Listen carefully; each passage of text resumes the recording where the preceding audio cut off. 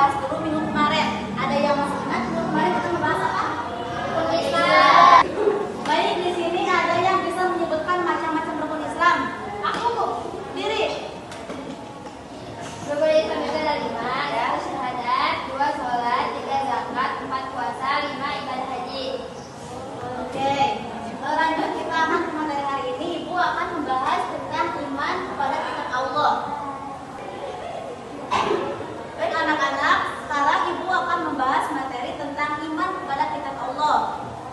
Iman berarti membenarkan dengan hati, mengikrarkan dengan lisan, dan membuktikan dengan perbuatan. Iman kepada Allah adalah meyakini bahwa Allah SWT memiliki kitab-kitab yang diturunkan kepada Rasul-Nya.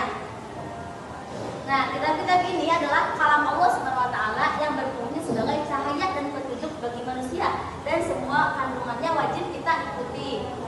Next.